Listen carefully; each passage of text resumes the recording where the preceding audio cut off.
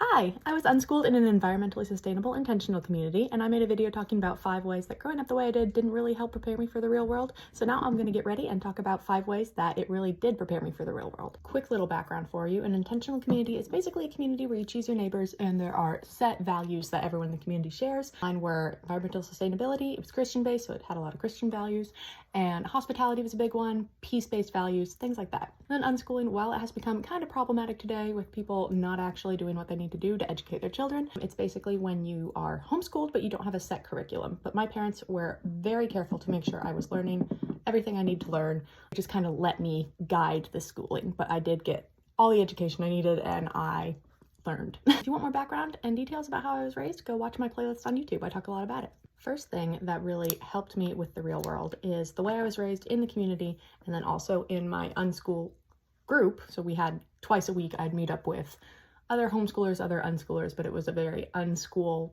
based. It was set up to support unschooling more than homeschooling where you have curriculums and stuff. It really supported, both ways I was raised really supported leadership in children and letting children know they have a voice. So we were not all about like children should be seen, not heard. Very much children's voices mattered. We got to help make decisions in the community to an extent, not like super major ones. In co-op, we had opportunities to take leadership roles. Like we would have pause, which is when we'd all meet before lunch to just give announcements, talk about stuff, and kids got to take turns leading it. And I love to do that. And so people would help me like find more leadership opportunities where I got to learn how to be a good leader. In general, because I didn't get shut down and told that, I shouldn't speak, I developed skills in speaking up for things that were important to me and, not really letting people boss me around, doing things I wasn't comfortable with. I was very good at saying, hey, that's not right, and speaking up for other people as well. So I think that is a very positive thing that came out of the way I was raised. Second thing that really prepared me for the real world is there was a lot of emphasis in, again, both my co-op and the community on conflict management and healthy conflict management. It's kind of funny because I was a communications major in college and there was a whole class on conflict management and we were learning, how to make I feel statements and all that. And I was like, I learned this when I was 7. But it's a very, very important skill to have. And I'm glad I was taught it young because I learned how to say, here's what I'm feeling, not come from a space of blame, and be able to talk to someone if I was upset. So if I was having conflict with someone at co-op or in the community, we'd have a facilitator, like an adult there, but they would sit us down and help us explain how we were feeling, use those I feel statements of like, when you do this, I feel this, or I am feeling, X way because of Y, really centering it on yourself and not blaming another person. And I really think that helped me in life. It also helped me, not have outbursts. I'm a passionate, fiery person, but I don't really pop off on people. I know how to control myself and how to have a constructive conversation when I don't agree with how someone reacted. And I'm also able to see kind of their point of view and like understand where they're coming from, which is also a big part of conflict management, is listening. And so I think I was really prepared for how to do that. Third thing is school. Now, I talked a little bit in my last video about how school, I wasn't prepared for it because of the way I was raised, and that was more like classroom setting stuff. But I was in the actual work I was doing. It prepared me for college and the workforce because I had to learn early on how to set my own schedules, get what I needed to get done, but it wasn't so like, okay, from this time to this time, you can do this, and this time to this time, you're going to do this. I had to do that myself and say, okay, I know what I need to learn. How am I going to get it done? How am I going to get my homework or schoolwork done?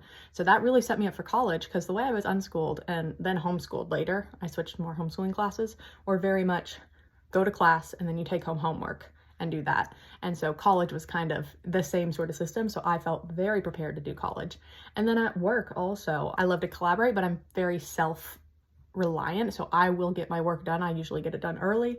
And I've learned how to structure my day so that I get done when I need to get done. And I think that's a very good skill to have. The fourth thing was I was taught a lot of empathy growing up. And, like I was talking about with conflict management, learning how to understand where other people are coming from was a part of it. Because we had that hospitality in the community, we had a lot of people come and go throughout the community.